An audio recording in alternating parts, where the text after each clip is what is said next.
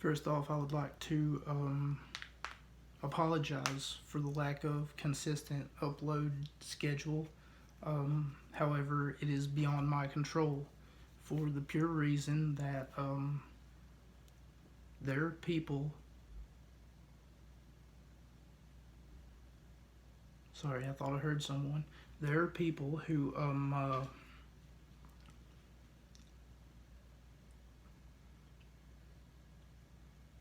living in my house, and not only living, but also they have friends over once in a while. More than once in a while, actually. It's more or less more consistent than it's been before. So, whenever they show up at the door, I have to let them in. I can't turn them away. I don't have a say so in who comes in my house. I don't have a say so in like, different stuff like that, regardless of the fact that it's my house, that I should be able to, tell people, hey, look, you're not allowed to come in here, this isn't your house. I would appreciate it if you would go on somewhere, like, and half of these fuckers, I don't know them. They're just, I guess they're crackheads. I don't know. I'm at a loss for words, and I'm just not sure what kind of explanation to give someone whenever someone shows up at your house that you don't know. But I get constantly disrespected, and honestly, I'm tired of it. But there's nothing I can say. If I say anything, I get told to shut up. Now that that's out of the way, and now that that's out of, out in the air and out in the open, this video is going to be about Impact Wrestling. And this is about the third time that I've tried to actually come up with the intro before someone knocks on the door, before someone comes in the house, or for that matter, before I'm told to open the door. So I'm going to try to get this video out soon.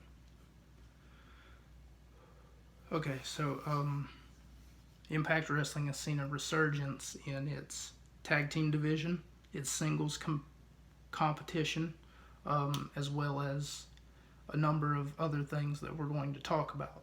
Its tag team division may also be viable now that it has the big LG Luke Gallows.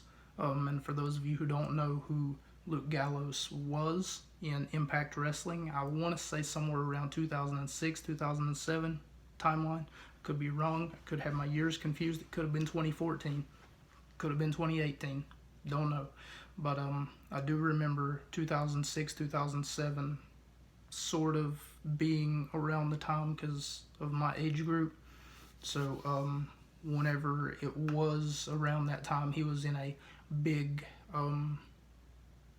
competitive group known as Aces and Eights back in TNA's Impact Wrestling.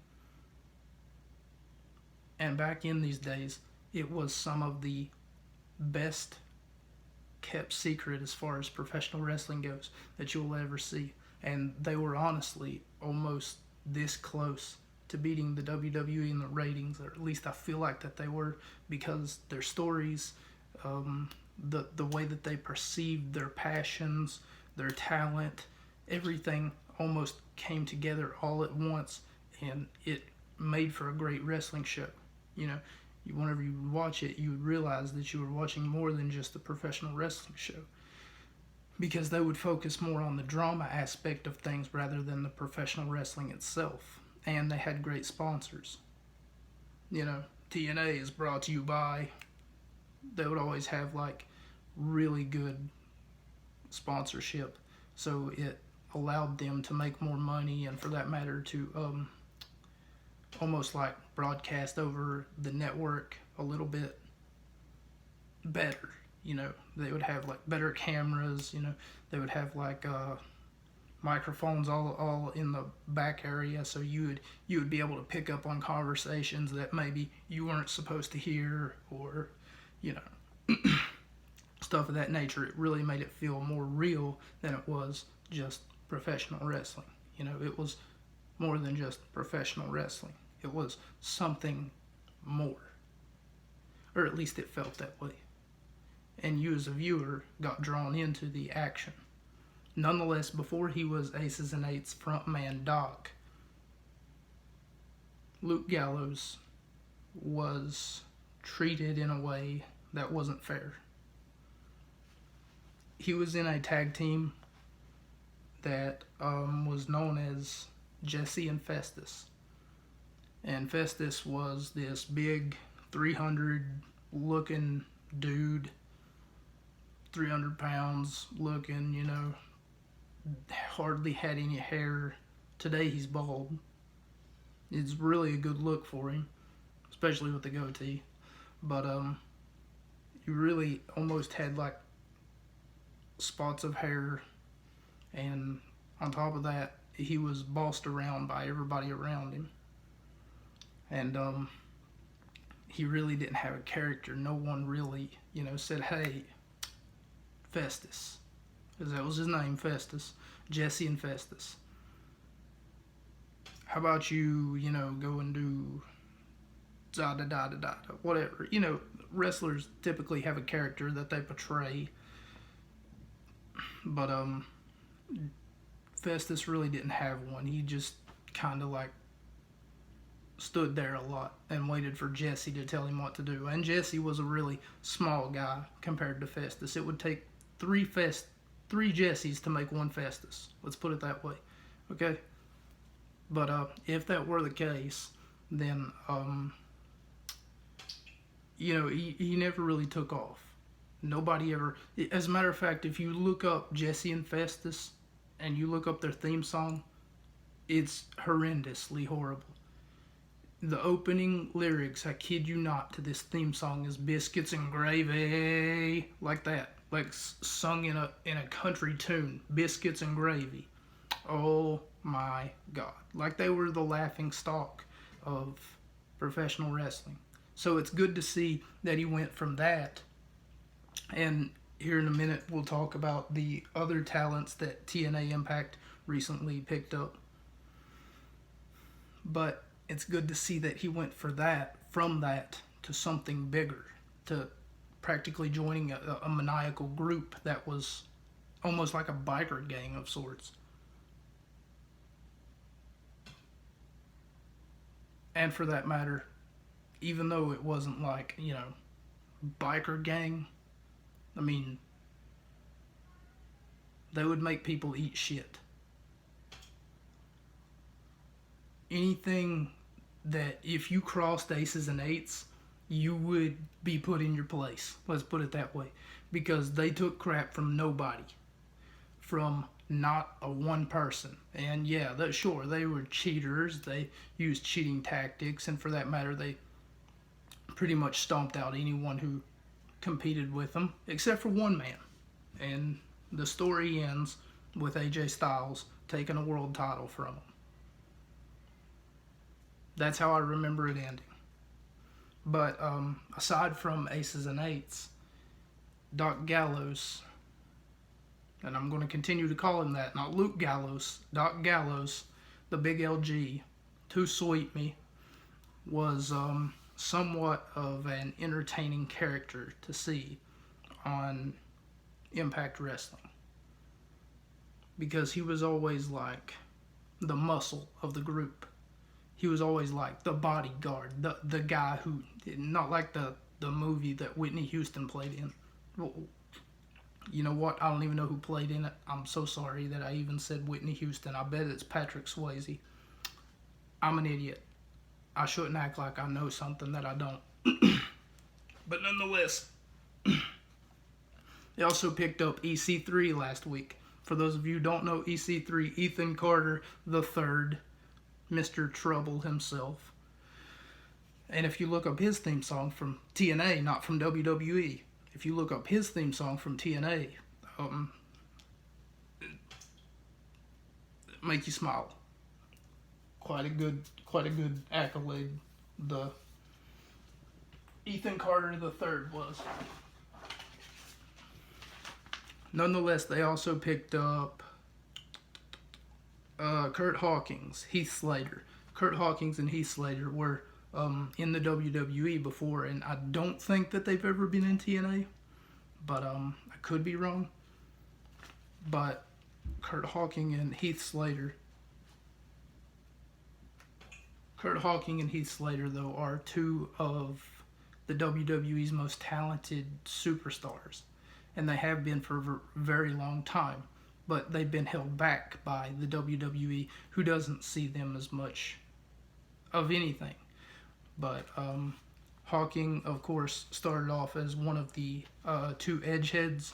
We're not going to talk about that too much. If you want to learn more about that, I mean, I can't make this video very long, honestly. I can't sit here and talk about everybody's past accomplishments and whatever. MGCA, which is Machine Gun Carl Anderson. I should have put a K there. He spells it with a K, not a C. But MGKA, Machine Gun Carl Anderson. They call him the Machine Gun basically because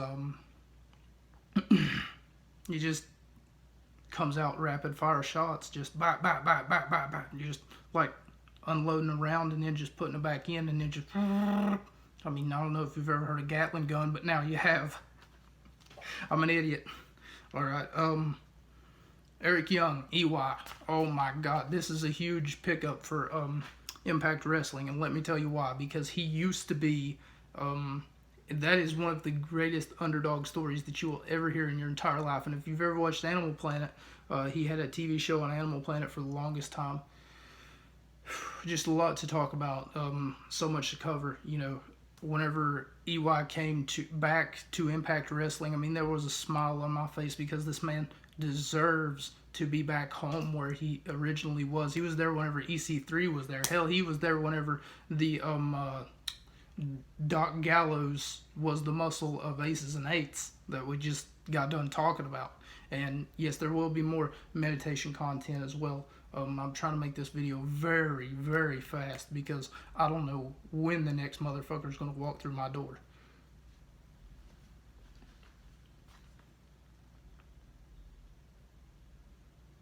But nonetheless, I mean, that looks to be about it, aside from Tommy Dreamer, which isn't on this list.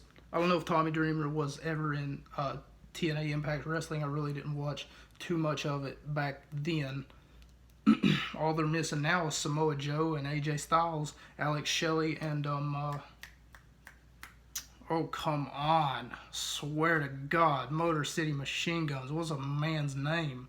And if I can't think about it, I should be fucking laughed at. Alex Shelley, Samoa Joe, AJ Styles. I can't believe I can't remember the fucking second member of Machine Gun. Motor City Machine Guns.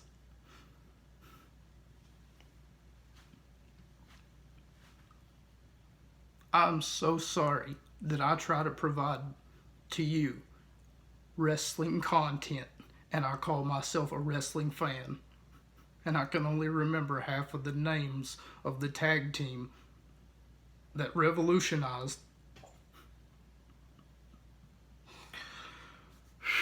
Should have wrote that down too, I guess. Alex Shelley and Chris Sabin.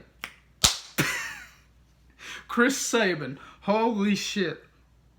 I can't believe that it took me actual time to remember the man's name. I'm sweating right now. I'm telling you, I'm sweating right now. Holy shit. Chris Sabin and Alex Shelley made up the Motor City Machine Guns, Samoa Joe and AJ Styles. These four men is all that. God, son, distractions. These four men is all that TNA is missing in order to have their resurgence back, in order to have their roster back to the way that it was before. Aside from TNA's women's wrestling, which I haven't talked about, let me just go ahead and run that down a little bit. I'm pretty sure Tessa Blanchard is their fucking champion at this time, and I could be wrong, but Tessa Blanchard, for those of you who do not know this woman, or you haven't heard of her, in 2017, I think it was, very recent, not too recent, but very recent, like 3-4 years ago, right? So she was like the #1 wrestler in the world. And that's saying something. You've got so many competition, and she was voted that by the wrestling magazine, PWI, Pro Wrestling Illustrated, I think it's called. And that's really saying something, especially in the year 2016, 2017. Someone had to really look at their roster of talent that they had and then say, okay, there's the #1 wrestler in the world. There's the #1 woman in the world. And to beat out all these men, the accomplishments that this woman has had since then, she's been on so many top 10 lists, she's been on so many IT lists, and for that matter, she is the daughter of one Tully Blanchard. I swear to God, if I wouldn't have remembered this man's name, I wouldn't have uploaded this, because I call myself a wrestling fan and I can't remember Chris Sabin's name. Oh my God, I almost forgot his name. Tully Blanchard. I'm going to give myself a hard time about that. You wait, like 5 fucking videos in. 5 videos from now. Like, just remember to comment Chris Sabin in every one of my videos, just so that I remember this man's name from now on. Tully Blanchard was this woman's father. Tully Blanchard is one of the 4 Horsemen. For those of you who do not know who the 4 Horsemen is, they are a legendary wrestling group dating back to, let me think, Ric Flair's day. You know, I'm not even going to give a timeline because I don't even know. I don't even know what, because I don't want to get that wrong either, you know. Oh, goddamn. But Tully Blanchard, Ric Flair, Arn Anderson, and now I'm going to forget the 4th member of the 4 Horsemen. I would say J.J. Dillon and then just call it a wrap, but nope, can't say that. He was just a manager. Tully Blanchard, Arn Anderson, Ric Flair. I'm going to go ahead and end this video now to save myself from further embarrassment, because apparently my brain is not working at 100% capability today. Thank you so much for stopping by. There will be more meditation content to come, and I need to meditate in order to remember some of these people's names, because apparently it's been fucking 500 years ago. Thank you so much for stopping by. I hope you enjoyed the content. I'm going to try to pump out more content as I get not only wrestling news, but today we only talked about Impact Wrestling just because of last week they had an insurgence, and for that matter they broke records thanks to their Slammiversary pay-per-view. And before some dickhead decides to knock on my door, I'm going to go ahead and end this video, because I've had it happen like 4 or 5 times before I've gotten this far into a video.